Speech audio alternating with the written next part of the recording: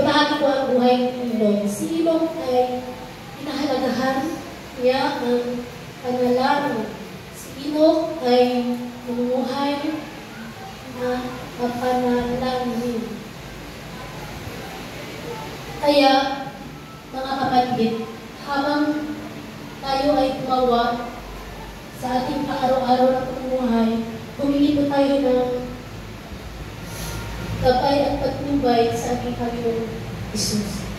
Sa bawat isa sa ating napakahalaga ang panalangin. Katulad ni Enoch, pinahalagahan niya ang pananalangin at nabahagi po niya ang salita ng ating Panginoong Isus.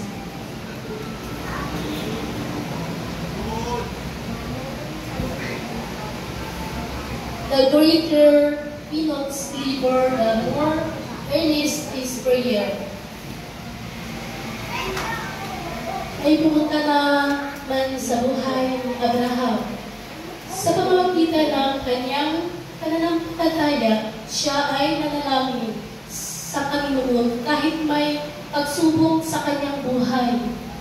At si Jacob naman ay sa pamamagitan ng kanyang karanasan, siya ay natututo na pahalagahan ang panalangin. Dahil sa kanyang karanasan, ay kanyang natutunan ang tunay na tagumpay ay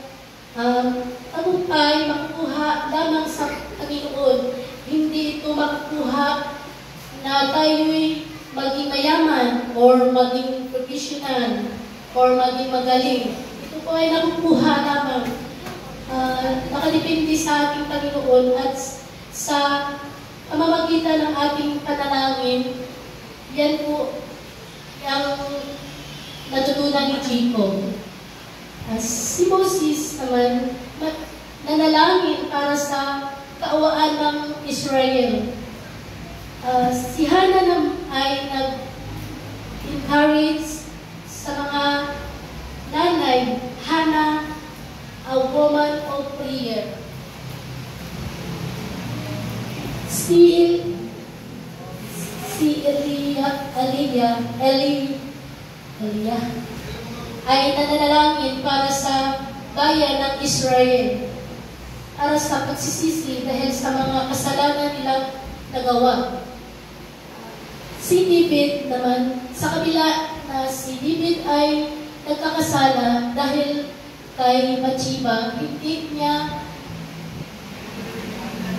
initawan ang pananalangin sa pamamagitan ng panalangin at siya pinapatawan ng ating Panginoong Isus. Kay Solomon, si Solomon nananalangin para sa kanyang wisdom. Si King Hezekiah ay pinagaling ng ating Panginoon sa kanyang sakit at nadagdagan pa ang kanyang buhay dahil sinagot ng Panginoon ang kanyang panalangin.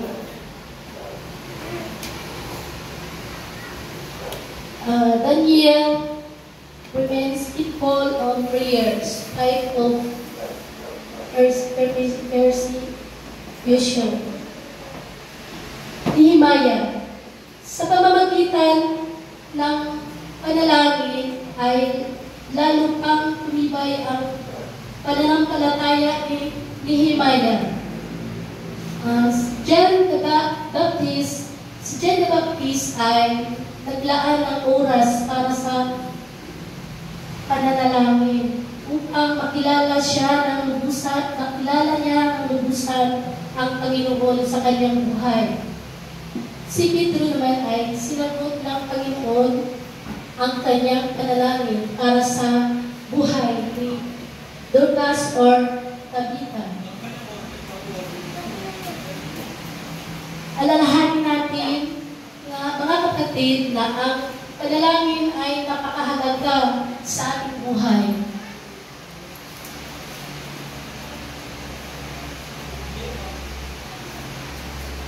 At ito po ay nagpupunig sa ating Panginoong Diyos na araw-araw po natin kausap. Parang ano tayo ng isang kaibigan, isang kapatid, na nagsusumbong tayo sa ating mga problema. Kaya, napatunayan ko po ang panalangin ay napakahalaga dahil sa bawat dadasal ko sa gabi-gabi, napatunayan ng aking pamilya, natutupad po na nakukuha ko ang sagot sa panalangin ko. Kaya, napakahalaga ang prayer at panalangin. Salamat.